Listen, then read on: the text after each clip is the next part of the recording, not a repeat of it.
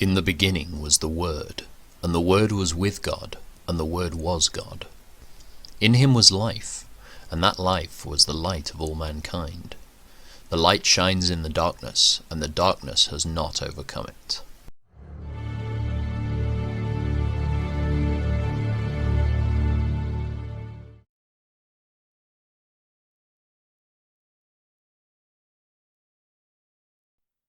Rehoboam went to Shechem, where all Israel had gathered to make him king. When Jeroboam, son of Nebat, heard of this, he returned from Egypt, for he had fled to Egypt to escape from King Solomon.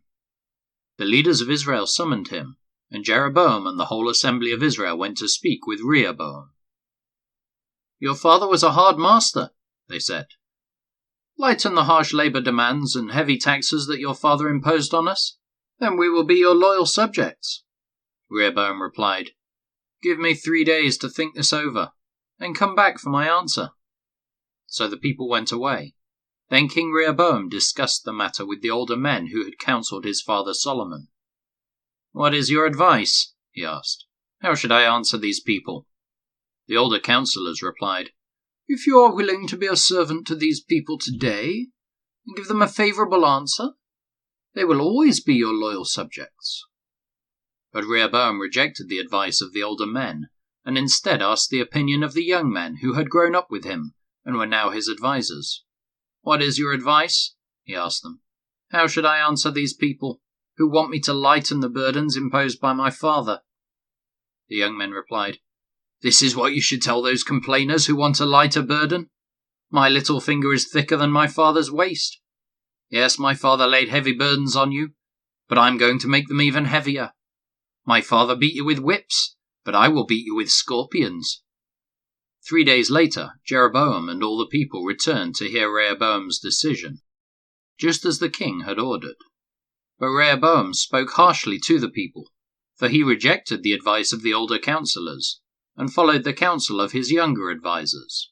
He told the people, "My father laid heavy burdens on you, but I'm going to make them even heavier. My father beat you with whips, but I will beat you with scorpions." So the king paid no attention to the people. This turn of events was the will of the Lord, for it fulfilled the Lord's message to Jeroboam son of Nebat through the prophet Ahijah from Shiloh. When all Israel realized that the king had refused to listen to them, they responded, "Down with the dynasty of David! We have no interest in the son of Jesse. Back to your homes, O Israel! Look out for your own house, O David!" So the people of Israel returned home, but Rehoboam continued to rule over the Israelites who lived in the towns of Judah. King Rehoboam sent Adoniram, who was in charge of the labor force, to restore order, but the people of Israel stoned him to death. When this news reached King Rehoboam, he quickly jumped into his chariot and fled to Jerusalem. And to this day, the northern tribes of Israel have refused to be ruled by a descendant of David. When the people of Israel learned of Jeroboam's return from Egypt, they called an assembly and made him king over all Israel. So only the tribe of Judah remained loyal to the family of David. When Rehoboam arrived at Jerusalem, he mobilized the men of Judah and the tribe of Benjamin, 180,000 select troops, to fight against the men of Israel and to restore the kingdom to himself.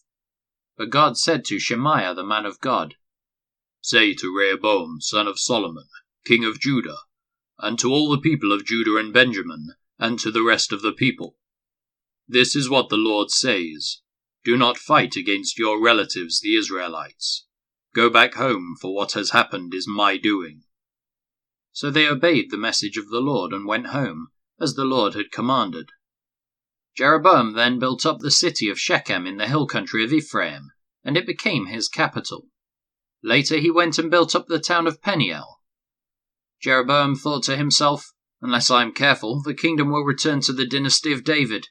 When these people go to Jerusalem to offer sacrifices at the temple of the Lord, they will again give their allegiance to King Rehoboam of Judah. They will kill me and make him their king instead." So on the advice of his counselors, the king made 2 gold calves. He said to the people, "It is too much trouble for you to worship in Jerusalem. Look, Israel, these are the gods who brought you out of Egypt." He placed these calf idols in Bethel and in Dan.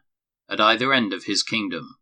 But this became a great sin, for the people worshipped the idols, travelling as far north as Dan to worship the one there. Jeroboam also erected buildings at the pagan shrines, and ordained priests from the common people, those who were not from the priestly tribe of Levi. And Jeroboam instituted a religious festival in Bethel, held on the 15th day of the 8th month, in imitation of the annual festival of shelters in Judah. There at Bethel he himself offered sacrifices to the calves he had made, and he appointed priests for the pagan shrines he had made. So on the 15th day of the 8th month, a day that he himself had designated, Jeroboam offered sacrifices on the altar at Bethel. He instituted a religious festival for Israel, and he went up to the altar to burn incense. At the Lord's command, a man of God from Judah went to Bethel, arriving there just as Jeroboam was approaching the altar to burn incense. Then at the Lord's command he shouted, "O altar, altar, this is what the Lord says. A child named Josiah will be born into the dynasty of David. On you he will sacrifice the priests from the pagan shrines, who come here to burn incense, and human bones will be burned on you." That same day the man of God gave a sign to prove his message.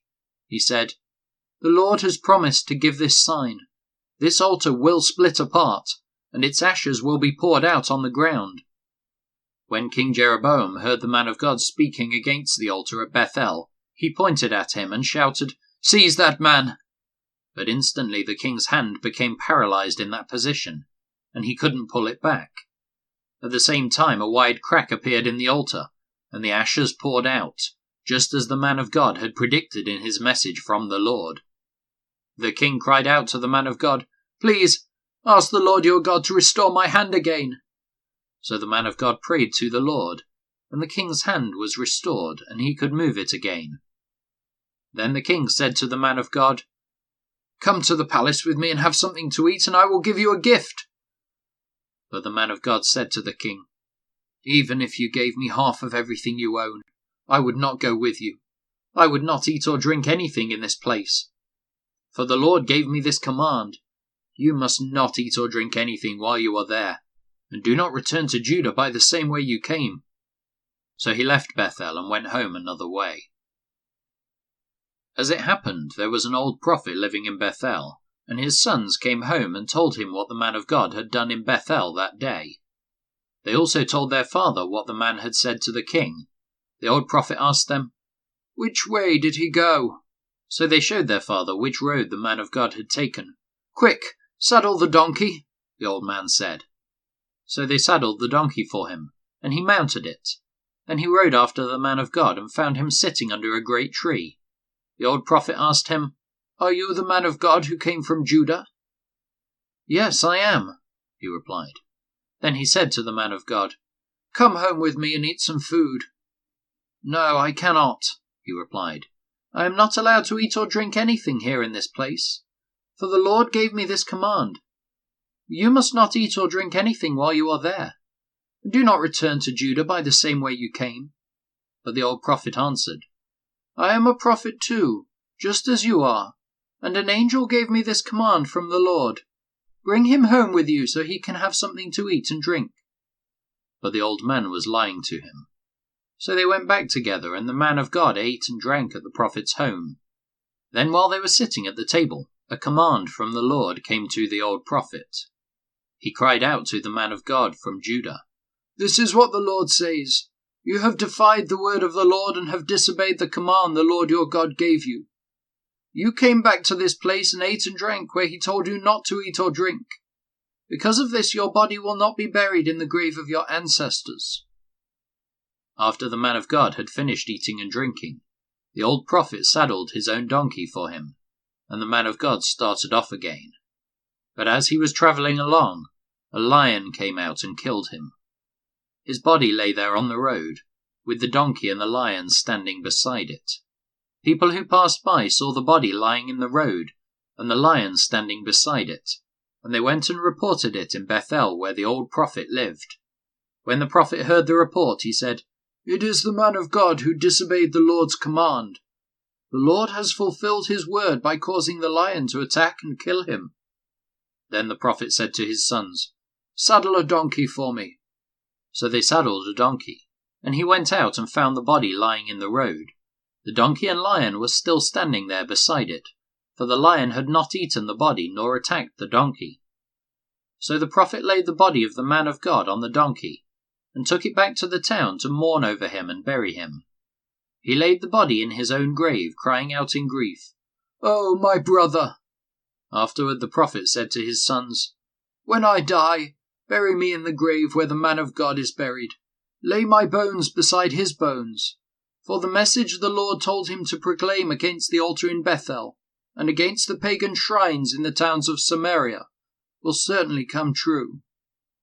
But even after this, Jeroboam did not turn from his evil ways. He continued to choose priests from the common people. He appointed anyone who wanted to become a priest for the pagan shrines.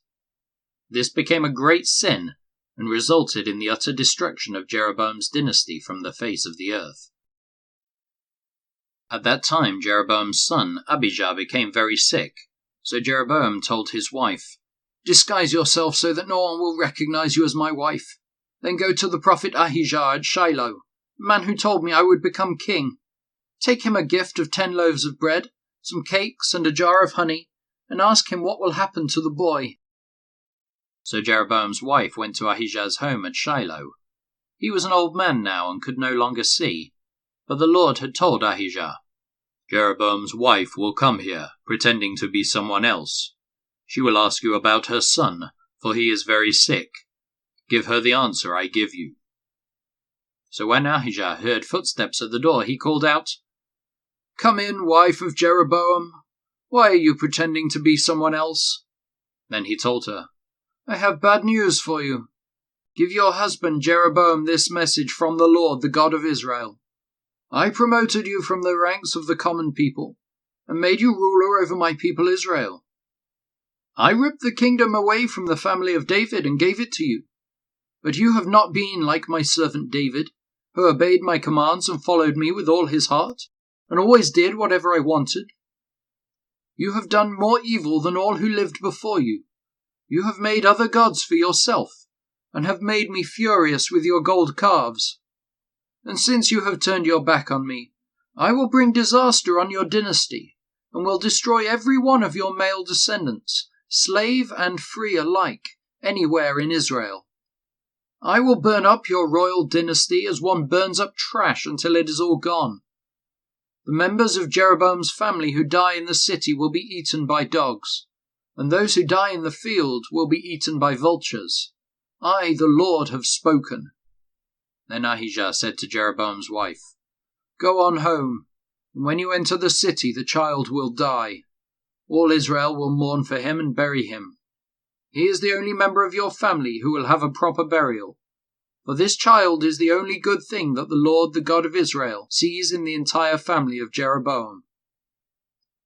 In addition, the Lord will raise up a king over Israel who will destroy the family of Jeroboam. This will happen today, even now. Then the Lord will shake Israel like a reed whipped about in a stream.